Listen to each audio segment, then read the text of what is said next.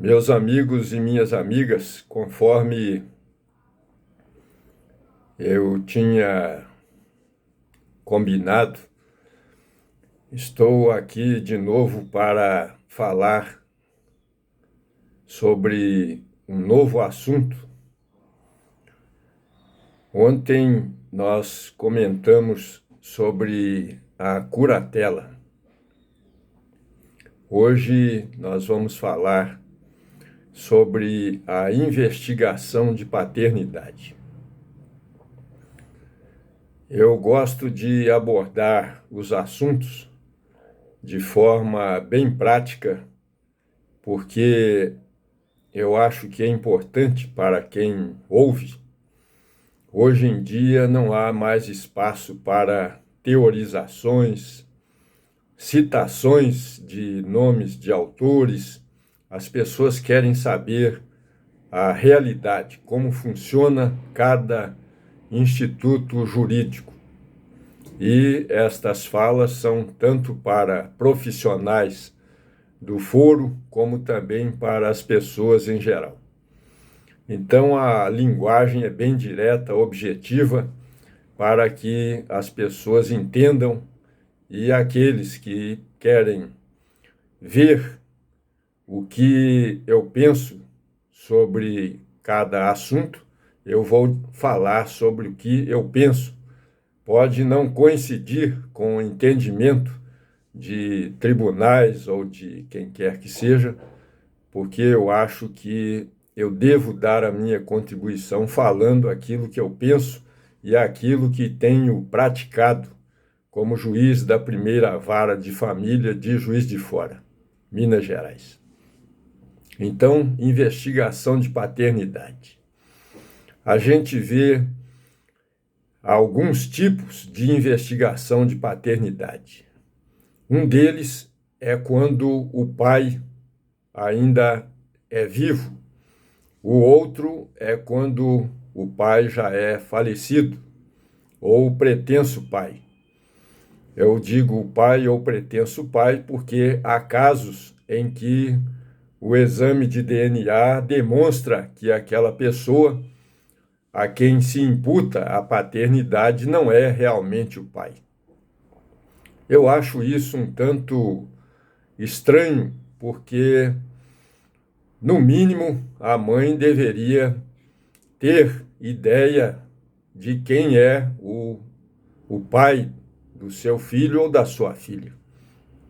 Houve um caso que está em andamento de uma ação contra três réus.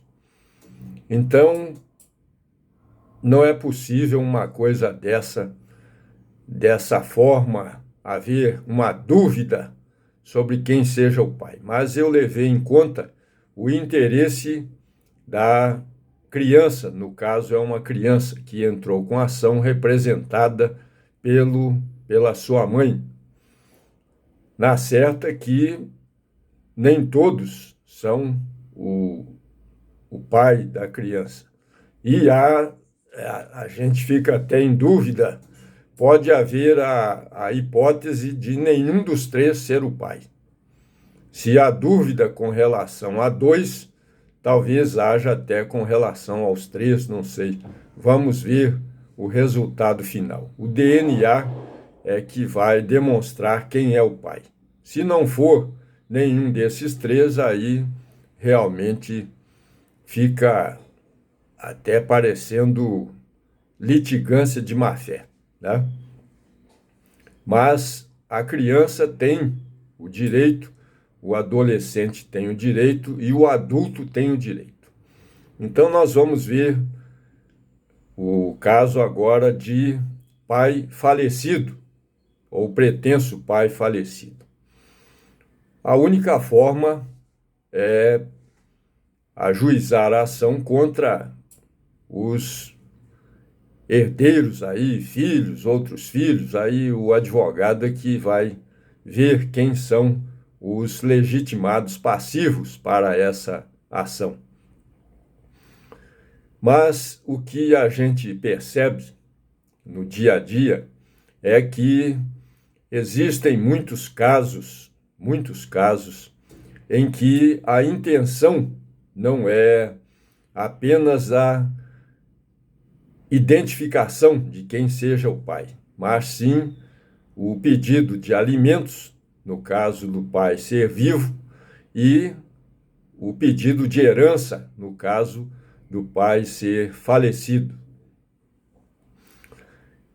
Eu acho que cada caso tem que ser analisado com a maior atenção possível. Não dá para se fixar uma regra para valer para todos os casos. Mas, em princípio, eu entendo que a ação de investigação de paternidade deva ser ajuizada enquanto o pai é vivo.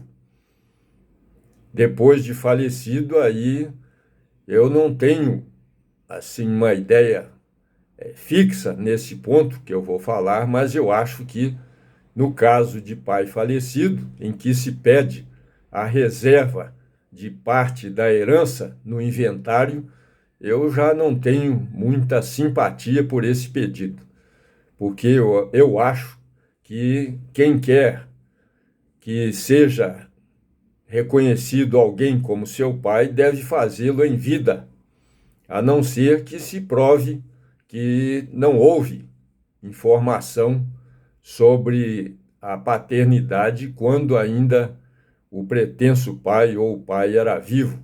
Isso é em princípio, mas eu olho cada caso é um caso, porque a gente não pode cometer injustiça contra a pessoa que queira saber quem é o seu pai biológico.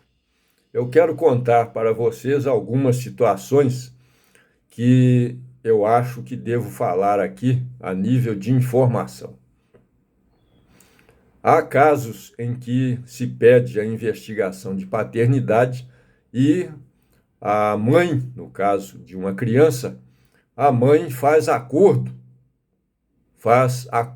Eu já tive caso de a mãe querer fazer acordo para que fulano de tal, que era seu companheiro, ficasse como sendo o pai da criança, pai socioafetivo.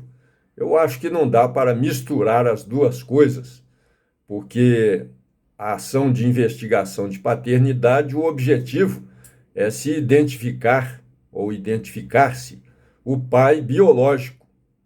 Só isso.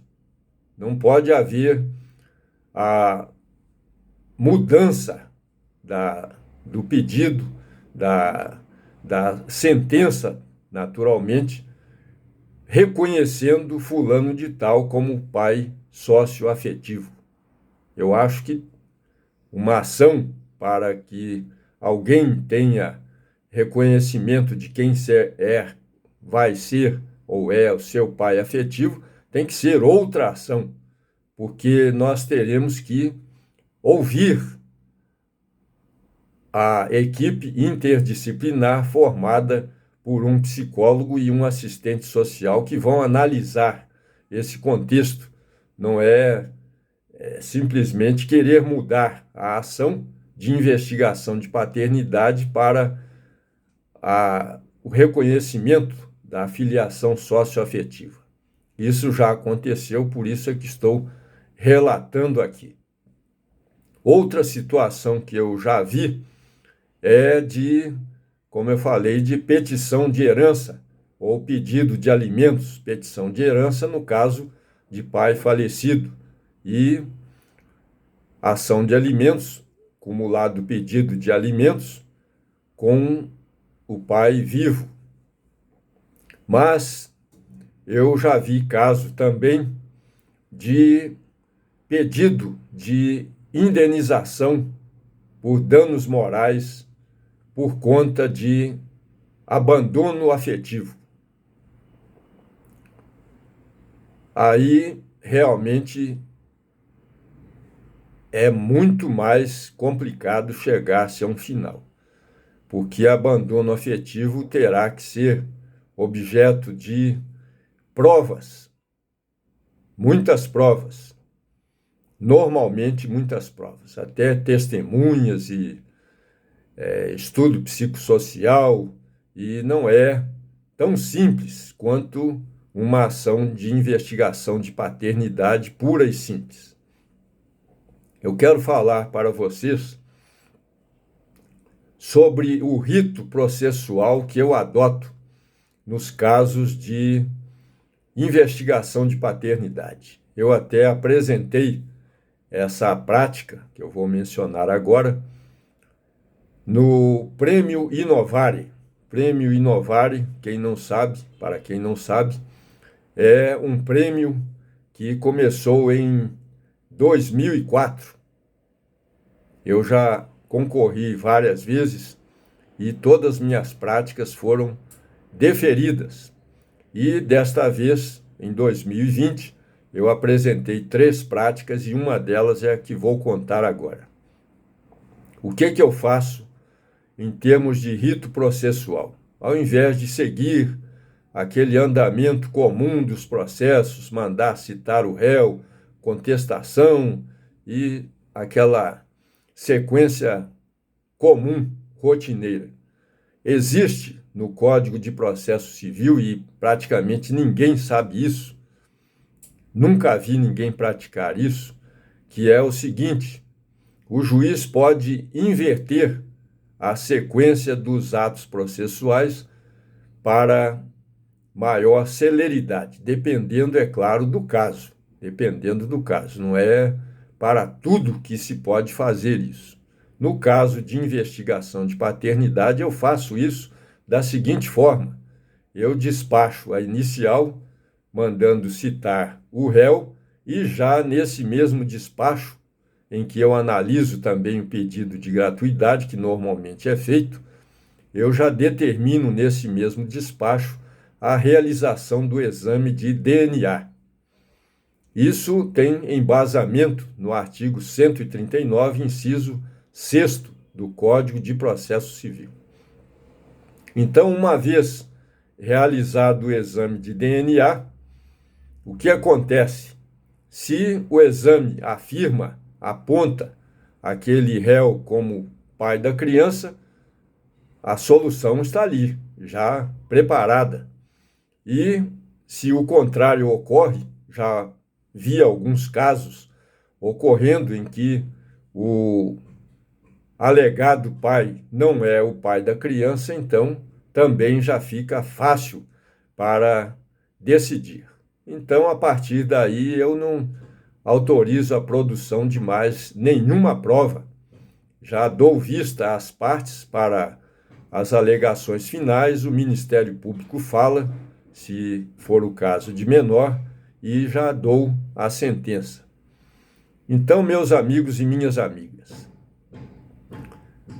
o que eu tenho para informar sobre investigação de paternidade é totalmente diferente do que eu vi até hoje, principalmente porque nunca vi ninguém aplicar o artigo 139, inciso 6º do Código de Processo Civil. Nunca vi ninguém aplicar esse artigo. E é de uma importância extraordinária. De uma importância extraordinária. Por que haver contestação, fala sobre a contestação e uma série de outras provas que as partes costumam trazer, documentos, requerimentos, sendo que logo de início já se fica sabendo se aquele que é o suposto pai realmente o é. Eu quero comentar um pouco, aproveitando esta oportunidade de falar sobre investigação de paternidade. A gente vê hoje em dia a novidade que realmente antes existia, mas agora se pratica muito mais, que é a filiação socioafetiva. Então, eu já vi, que eu acho extremamente, digamos assim, sui generis, os tribunais, há alguns desembargadores, ministros, que aceitam uma pessoa ter dois pais, ou dois pais e duas mães, ou um pai e duas mães, uma coisa assim. Eu não consegui ainda atinar para essa justiça, digamos assim.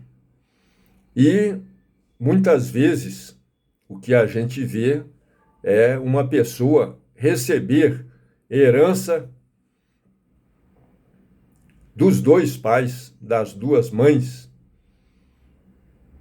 Eu gostaria de deixar esta pergunta para os meus amigos e minhas amigas falarem sobre o assunto. Eu acho que isso é uma abertura que gera um certo até descrédito sobre a ideia de paternidade. Nunca houve, na história do direito, nenhuma autorização nesse sentido. E quero falar também sobre uma situação que eu vi no IBDFAM, Instituto Brasileiro de Direito de Família. Alguém ou um grupo, não me lembro bem, propôs ao Congresso Nacional, está em tramitação, um projeto de lei de famílias poliamoristas. Esse nome é um neologismo e o projeto de lei diz mais ou menos o seguinte: eu também não li, mas eu vi só a notícia de que existe esse projeto em tramitação no Congresso Nacional. Pessoas que vivem em aglomerados, casais que formam como se fosse uma comunidade em que não há maridos nem mulheres específicos. O que existe é uma coletividade. Todos são maridos, todas são esposas. E aí eu tenho uma pergunta a fazer. No caso de uma família que vive desse jeito, se alguém que faz parte desse grupo resolve se desmembrar do grupo, ou o filho resolve, por conta própria, se desvincular desse grupo, ele vai entrar com a ação de investigação de paternidade para saber quem é o pai dele. Ele vai saber quem é o pai biológico, naturalmente, porque o DNA mostra quem é o pai biológico. Não há dúvida quanto a isso. E a situação do registro. O fulano de tal é filho de 10 pais e é filho de 10 mães. Isso tem a ver diretamente com a investigação de paternidade que eu estou abordando aqui. O que é que vocês acham? Eu gostaria de ouvir a fala de vocês. Não existe ainda a lei que considere esse aglomerado como uma instituição jurídica, mas está em andamento esse projeto. E no Brasil de hoje, a gente vê que muitas coisas que até há pouco tempo atrás a gente achava estranhas, eu continuo achando estranha uma situação dessa, mas o legislador tem aberto portais para o reconhecimento de uma série de coisas que eu acho que não dão certo. Porque uma família com essa característica, em que todos são maridos de todas, e todas são esposas de todos, a gente vai ver os filhos, talvez é que vão pagar caro por essa situação de depois até ficar-se em dúvida sobre quem vai realmente responder por aquela criança, pelo adolescente, pelo adulto. É uma questão a ser pensada. Eu acho que certas inovações são realmente muito perigosas e o nosso direito, infelizmente, está caminhando para situações perigosas. Mas voltando ao nosso tema, que é a investigação de paternidade, eu tenho agido dessa forma, adotando essa simplificação no rito processual, porque senão o processo demora anos e anos até a pessoa ficar sabendo quem é o seu pai. E se for o caso de pleitear alimentos, a demora vai causar prejuízo. E se for o caso de pleitear herança, também vai causar prejuízo. Mas eu acho que a pessoa que queira saber quem é o seu pai deve ajuizar a ação em vida, porque depois de falecido o pretenso pai ou o pai mesmo de verdade, que o exame de DNA vai demonstrar que o é, através dos meios legais de prova, então o processo fica muito mais difícil e também pode até gerar uma desconfiança de que aquela pessoa não seja realmente o pai, porque se o fosse, teria entrado com ação tão logo tenha sabido que aquele era o pai. Eu não sei, fazendo um comentário final, se compensa realmente a pessoa querer ajuizar esse tipo de ação. Eu já vi casos, eu vou contar aqui, casos de dois, digamos assim, famosos que nunca procuraram saber quem eram seus respectivos pais. Um deles foi o brasileiro, grande jurista e advogado Luiz Gama, que sabia quem era o seu pai. Ele era filho de Luísa Marim, que era uma princesa africana que veio para o Brasil escravizada, e o seu pai era um homem branco. Ele sabia quem era o pai inclusive o vendeu como escravo de forma ilícita, mas ele nunca ajuizou nenhuma ação de investigação de paternidade. Na época já poderia tê-lo feito, ele como grande jurista que era, ele nunca revelou nem o nome do pai, porque ele achou que se o pai não queria que ninguém soubesse, ou que não houvesse registro, ele respeitou a vontade do pai. É um problema pessoal, cada um tem seu entendimento.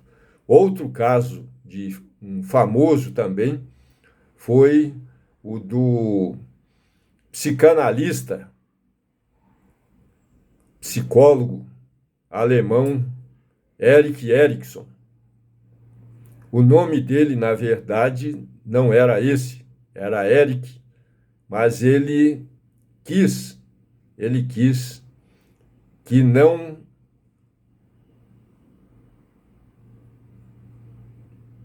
fosse agregado ao nome dele nenhum sobrenome, porque ele achou que não deveria fazê-lo. Então adotou o sobrenome Erikson, quer dizer Erik Erikson, ou seja, Erik, filho dele mesmo, dele próprio. É uma questão pessoal. Eu tenho para mim que é uma questão individual cada um deve fazer o que acha que tem que fazer. É uma questão pessoal. Agora, essa questão da mãe resolver em nome da criança é uma outra questão pessoal também. Pode acontecer do filho depois de completar a idade de 18 anos, tornar-se maior, portanto, não querer que tenha havido aquele reconhecimento. Isso é uma questão que eu apresento aqui porque me baseei nesses dois exemplos. Luiz Gama, que não quis que aparecesse o nome do pai dele no registro, e Eric Erickson também. Eu conheço uma pessoa que não quer que apareça o nome do pai. É uma decisão dele. E a mãe respeitou a vontade dele desde quando ele era criança. Então, eu acho que toda mãe deve procurar saber do seu filho ou da sua filha se quer que seja ajuizada a ação de investigação de paternidade. Porque esse conhecido meu é uma pessoa que mora aqui em Juiz de Fora, ele nunca quis que a mãe propusesse uma ação em nome dele para que fosse reconhecido o pai. Então, é uma questão que nunca ninguém abordou, estou abordando aqui, porque é uma coisa que a criança, quando se tornar adulto, pode ser que não queira que aquele seja identificado como seu pai. Mas cada um decide por si. Eu estou apenas fazendo uma explanação e uma indagação. Cada um resolve da forma que achar melhor. Então, assim terminamos a segunda exposição. E a terceira tratará da questão de alimentos para filhos maiores.